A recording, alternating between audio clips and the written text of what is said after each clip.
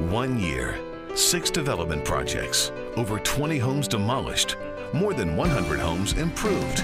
Building Better Neighborhoods, a News Channel 5 initiative to clean up abandoned properties, has teamed up with more than 900 volunteers to restore Northeast Ohio communities.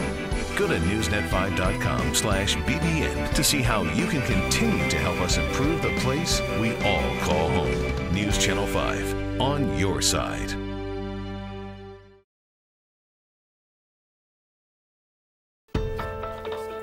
We send the police out to vacant properties that are being stripped. I'm scared for all the kids that have to walk through here. They're endangering everybody's lives. We have to send the fire departments out to houses that are being burned. I know folks is frustrated. It's a tough battle, and it's heartbreaking. It's hitting closer to home than I guess I'm comfortable with. Well, we could lose even more of our community. We're seeing the loss of value of real estate at an incredible level. Sales prices have decreased by 50% in the city of Cleveland, 25% in the county. And I'd say we're right around 12 to 1,500 houses that still need to come down. Tear down these houses. And citizens have every right to demand the problem be taken care of. This is fixable.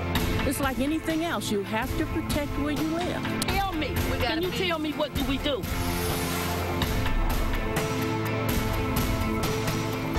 The foreclosure crisis is a problem that touches every person in Northeast Ohio. Tonight, we're looking for real solutions. Good evening. I'm Danita Harris. Hey, good evening. I'm Chris Flanagan. Thank you for joining us for our Building Better Neighborhoods Town Hall Special. Over the next hour, we're going to dig deep into the foreclosure crisis, an unprecedented economic emergency that has plagued our communities and our country for the past 5 years. This cash catastrophe forced families to abandon their homes, littered neighborhoods with vacant structures that become eyesores, and even hotbeds for crime, crimes that sometimes turn deadly. And Chris, we're not alone in this effort. We've got a panel of community leaders and experts in our studio tonight to lay out exactly what went wrong and help us work together to tackle this problem. Housing experts estimate more than 30,000 vacant or condemned structures need to be demolished in Northeast Ohio right now. Troubleshooter Joe Paganakis shows why it's a growing problem that is perpetuating crime and a devastating drop in local property values. November 1st, 8 p.m.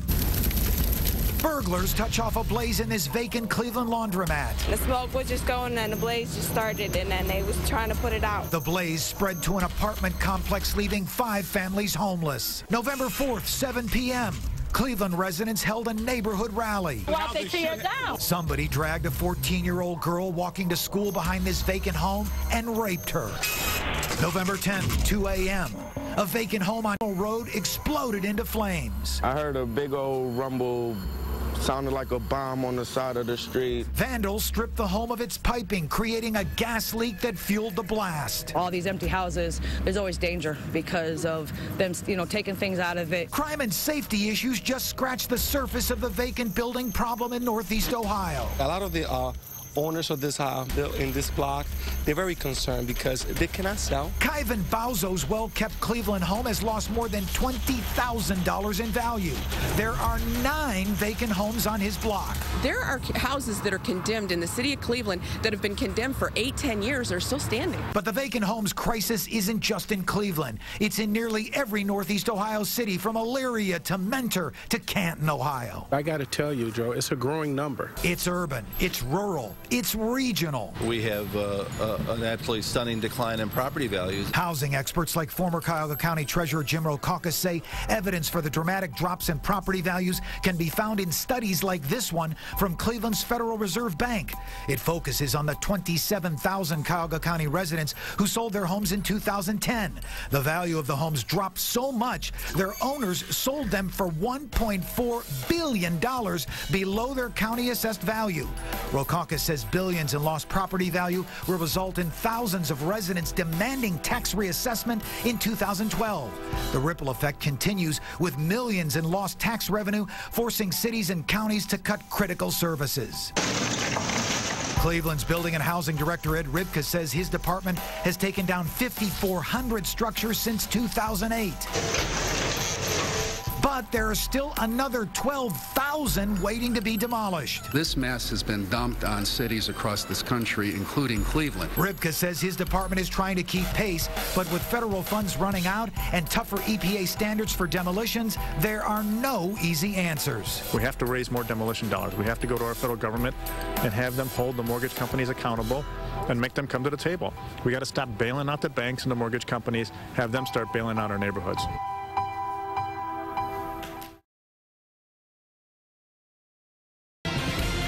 News Channel 5 is launching a special 3-part investigative series. Good evening, I'm Danita Harris. And I'm Chris Flanagan. It is part of our commitment toward building better neighborhoods. Our exclusive report uncovers millions of dollars, a cross-country hunt, and 2 men who've left taxpayers on the hook. On your side, Chief Investigator Ron Regan joins us with what he's found and how we are all paying the price.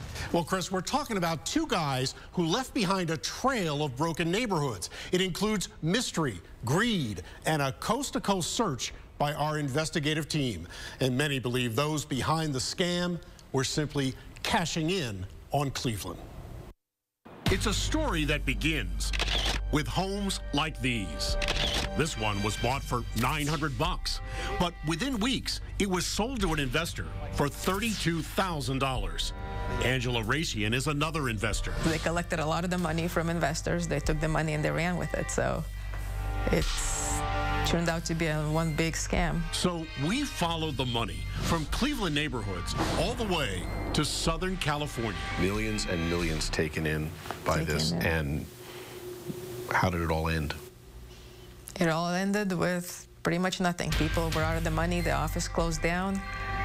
Michael Alexander and Mark Tao disappeared, and no properties. Michael Alexander, convicted of tax fraud in 1997. My partner and I, Mr. Mark Tao, worked directly with the banks. And Mark Tao, banned from selling securities in 2003, now were a team buying up 129 homes they claimed were great investments. We have some very exciting and very interesting, but most importantly, some very lucrative information we're going to share with you tonight. Well, I was saying that they were collecting $25,000 a person. Alexander ran seminars like these. Michael Alexander seemed very credible. He was nicely presented. Complete with a plan to renovate them. Even better, we have put together a complete turnkey system whereby you'll be able to take advantage of what we can show you and offer you here this evening. Rose Reagan's another investor. How did he strike you? He's a salesman, you know, gregarious, interesting, a little slick. Still another asked not to be identified. Very slick presentation, slideshow. And slick is a good description. When investors learned the real condition of homes they were buying, Alexander and Tao vanished into thin air. They ended up being really, really dilapidated, condemned properties in the downtown worst areas of the city. Did that surprise you? That totally surprised me, because during the presentation, they were showing nice homes. Their company was called Easy Access Funding. And here at its Newport Beach, California office, we found doors locked, lights out. Meanwhile, hundreds of homes back in Cleveland were now sitting empty, some falling apart from neglect, or worse. Next you know, we just heard a tremendous explosion. 2 years ago, this Easy Access home exploded. An entire West Side neighborhood nearly destroyed. The home sat vacant and vandalized for 2 full years. I'm a minister, and all I could say was, God help us. And records show Easy Access continues to pile up at least $335,000 in potential housing code fines, more than $500,000 in unpaid taxes, and another $32 million in contempt sanctions for failure to appear in housing court. Defendant is found in contempt of court. Turns out, Alexander has disappeared before. Our investigation found he's really Michael Pedwell. We found his original birth certificate, and that led us here to the coast of North Carolina. And a stunning discovery. Found was a capsized boat with no one aboard. 25 years ago, Pedwell faked his own death for profit. The Coast Guard recovered his boat, but Pedwell had vanished. We're supposed to return in about an hour, hour and a half, and failed to return. It was all a scam. Pedwell later pled guilty to insurance fraud. Years later, he resurfaced as Michael Alexander. And it's here in California where Alexander and Tao began cashing in on Cleveland. They're supposedly going to be worth, 3 times the amount that you were buying them for. Palm trees and sun-drenched beaches are a long way from Cuyahoga County's foreclosure crisis. But what we found here in Southern California is something no one has been able to find until now. Please leave. I'd like to talk to you about your easy access funding, please. Please leave. Please, we'd like to talk to you. Hey, take your hands off the camera, please. We'd like to. Well, tomorrow night at 11, you'll see what happened next. And it's costing every taxpayer as vacant homes lead to declining property values, lost revenue in taxes, and increased crime. And of course, you can join the conversation on Twitter at #5Digs. I'm Chief Investigator Ron Regan. He was a key player in a scheme that was supposed to revitalize Cleveland neighborhoods. Instead, it's left taxpayers on the hook. Our exclusive 5 on Your Side investigation continues tonight with a startling on-camera confession to fraud. Chief Investigator Ron Regan joins us now with what he's found. Well, Chris, we're talking about a guy who helped run an investment scheme based on buying and selling foreclosed homes in Cleveland. And no one's been able to find him until now. It was supposed to rehab homes like these. Investors felt good about what they were doing. It's supposed to be a win-win all the way around. Rose Reagan said she gave $60,000 to this man, Mark Tao. Together with Michael Alexander, they pitched their scheme in seminars like these. Mark has been an attorney, practiced law for over 30 years. His specialty is real estate. It's also his passion as it is mine. He's the escrow agent. He's an attorney, in California. He's a bright enough man to set up an escrow account. He's got a real estate license. Where did the money go? But after buying up 129 homes in Cleveland, Tao and Alexander disappeared. Their office shut down, leaving behind more than $500,000 in unpaid real estate taxes, $335,000 more in housing court fines, and a whopping $32 million in contempt sanctions for failing to appear in housing court. Meanwhile, Tao convinced investors he left town. Well, he sent a letter to me telling me that he's resigned from the state bar, living in Kansas. Tao's letter claims he moved here to Overland Park, Kansas. He gave the California Bar Association the same address, even published news releases announcing it. You haven't been able to get a phone call back from him, have you? Never. For almost 3 years, Michael Alexander and Mark Tao seem to have vanished into thin air. Meanwhile, investors across the country and the courts back in Ohio wanted answers. So we came here to Southern California to find them.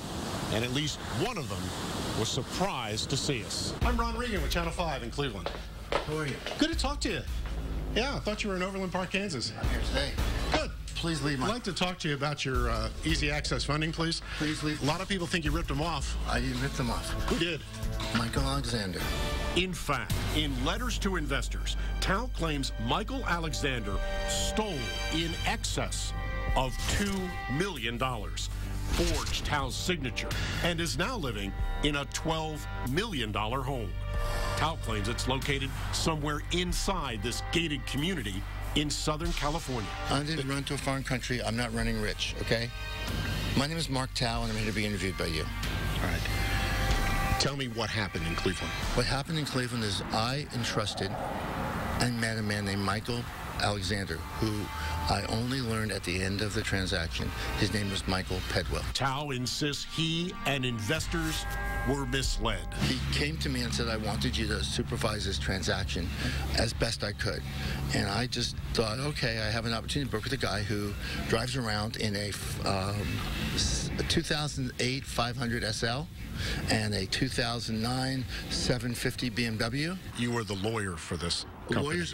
You were in the same offices as Michael Alexander. How can you not be culpable? Because Michael is very, very smart. And after leaving behind a trail of vacant homes across Cleveland, Tal now admits it was all a fraud. You could blame it on me. You could blame it on Michael Alexander. But there are a lot more people at fault in this big game than just me and others. Mr. Alexander is a big part of the fraud. But the sellers of property to sell abandoned property and just not disclose it's abandoned, destroyed, condemned, for the sole reason that they can make profit and get it off their books. So where's Tal's partner? Where's Michael Alexander hiding tonight? Tomorrow at 11, a new twist. And what we found is now getting the attention of county prosecutors. You can log on to newsnet5.com for complete coverage, extended interviews, and join us on Twitter at #5Digs. I'm Chief Investigator Ron Regan. News Channel 5's Building Better Neighborhoods initiative has some good news to report tonight. In the battle against vacant homes, Congressional Representatives Steve LaTourette and Marcia Fudge are teaming up to unveil a new piece of bipartisan legislation. It is called the Restore Our Neighborhoods Act. If passed, it could make a big difference. 5 on your side troubleshooter Joe Pakanakis joins us live now. Joe, this measure would create $4 billion in neighborhood demolition and renovation funds. That's right. It would call for the creation of federal demolition bonds that could be sold by cities and states and approved land banks to investors. This would create the funds needed to take down vacant homes like the one you see here on East 69th Street in Cleveland, allowing these neighborhoods to rebuild. This bipartisan legislation was introduced by Congress members LaTourette and Marcia Fudge just hours ago. It would create the funds to take down many of the 30,000 vacant and condemned homes that are plaguing Northeast Ohio neighborhoods. Some of these homes have been reported through News Channel 5's Building Better Neighborhoods initiative. Well, all this week, News Channel 5 has teamed up with Cleveland's Nehemiah Mission for a big cleanup effort. It is all part of our 5 on Your Side Building Better Neighborhoods initiative. News Channel 5 employees, including my partner Chris here, volunteered in several neighborhoods looking to make a difference. Troubleshooter Joe Paganakis joins us live from one of our cleanup sites at West 55th and Storer Avenue. And Joe, I hear Chris and everyone reopened an entire alleyway today. That's right, Lee. This alleyway behind me here had been abandoned for years. It had high weeds, trash, and debris, completely impassable. Now you can see it's totally cleared out. This is a classic example of how companies can work with Cleveland's Nehemiah Mission to make neighborhoods much better. The week started with News Channel 5 employees from every department putting on our hard hats. Under the supervision of the Nehemiah Mission, we went to work on Monday, taking down this dilapidated garage on West 110th. And in a matter of a few hours, our team spent the rest of Monday and Tuesday hauling out pounds of old wood and debris. Then it was time to break out the power washers. This home on West 81st received a good cleaning. And once the house was washed down, we brought in the big ladders and high scaffolding. And by Wednesday, we had paintbrushes and rollers on the move. By Thursday, News Channel 5 had scrapers in high gear on yet another home, prepping it for paint. Some tender, loving care here at this house in Garfield Heights. It would be the second home the Building Better Neighborhoods team would paint in just 3 days. And then today, shovels and trimmers in action at this abandoned alley near West 55th and Storer Avenue.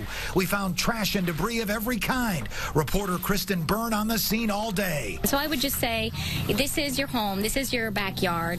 Take the time to throw it in a trash can. It's really simple. Anchor Chris Flanagan doing a lot of the heavy lifting, encouraging others to take action in their neighborhoods. Just come out, volunteer your time.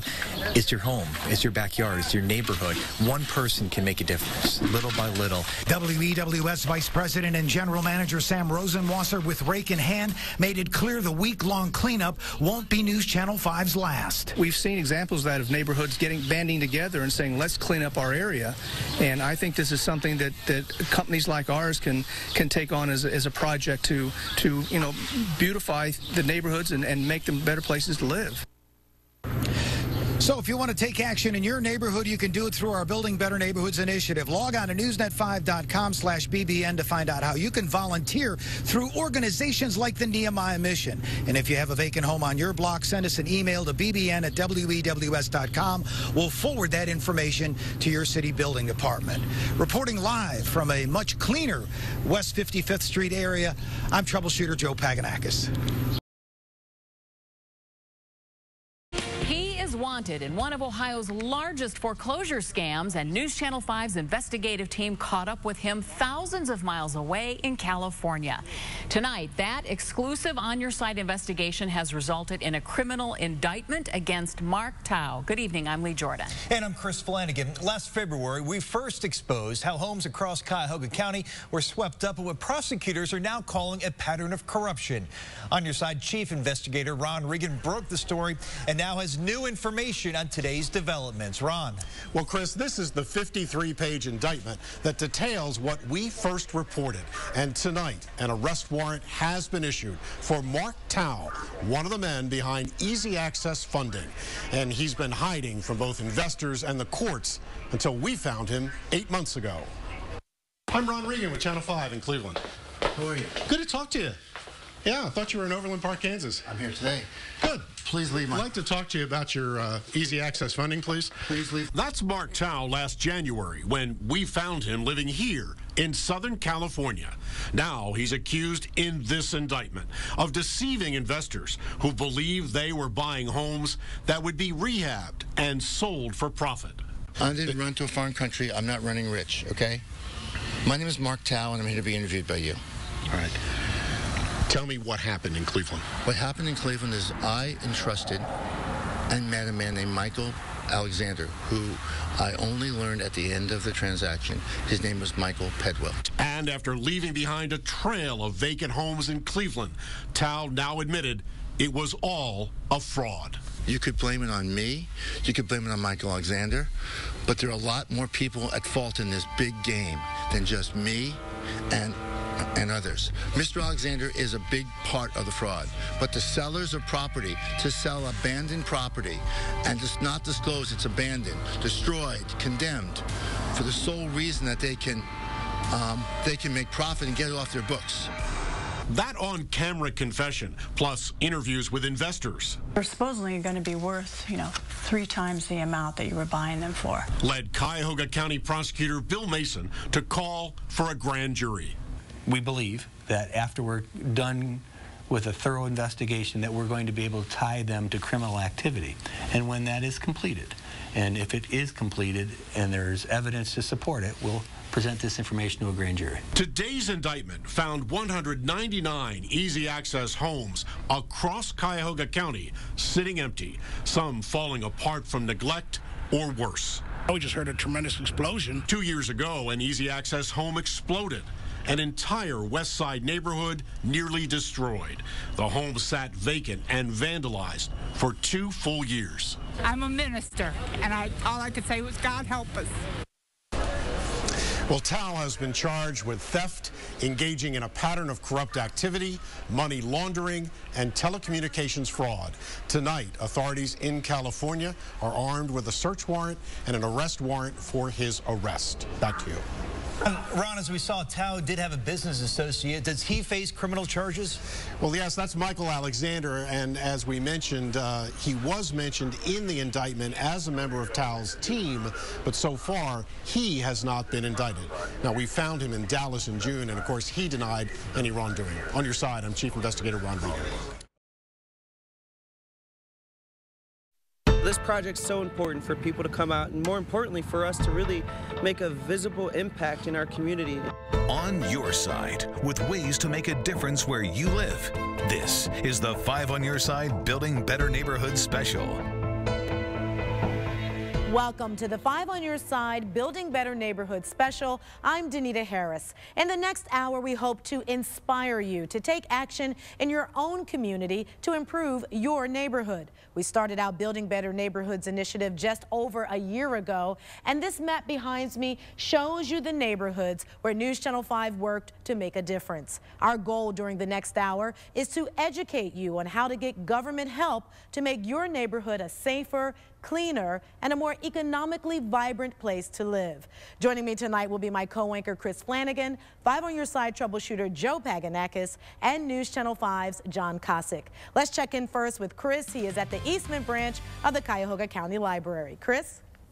Danita, good evening. Yeah, the library filling up quickly here. We're getting ready for what is expected to be a very lively question and answer session between housing experts. We've got Cleveland City Council members on hand as well. Also members from some suburbs out here to tell us what's going on in their community as well. It's not just a problem in Cleveland, but it's really all over Northeast Ohio. And we also have residents here from neighborhoods asking all these experts questions to what they can do to improve their neighborhood. So it should be a great Q&A session for the next hour here at the library. As this map shows, we've done stories in almost 40 different neighborhoods and target cleanup in 5 of those neighborhoods. Our efforts included dozens and dozens of volunteers, plus many different agencies and businesses coming together to help. Joe Paganakis looks back at the 5 key neighborhoods where we worked.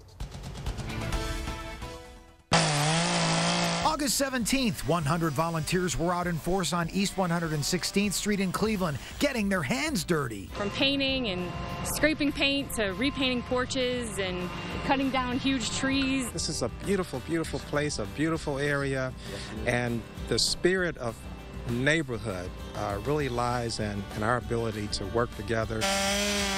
Volunteers from Rebuilding Together helped everyone. Been here 19 years. That's awesome. 19 years and just kind of waited for it. Then it's on to Paynesville to help build a park on September 21st. 87-year-old Howard McCain helped build over a dozen picnic tables while others mulched and planted trees and gardens. The Lake Erie baseball team hauled rocks. Beats the rocks any day, yeah. The whole area was once an elementary school. When that came down, the city decided to give the land back to the kids of the community. Seeing this now come together to really be something other than a vacant lot really is encouraging. From here, we traveled west on September 28th to Elyria. A neighborhood band kept the volunteers moving on Gates Avenue and South Maple Street. Elyria city workers pitched in to help volunteers clean up more than a dozen homes by getting rid of weeds, debris, making porch improvements, and planting a community garden. I grew up in the house right behind us. We lived here for about 15 years, and to see what the streets become today, you know, it's kind of sad to see all these rundown houses and that, so it's kind of, like I said, personal to come back and give back to the community. Our efforts sparked Mayor Holly Brenda to create an Office of Volunteer Engagement to give people a way to get involved. Because we know that if we want to accomplish our goals, especially in this economic climate, that we need everybody's help, and it's really about shared responsibility.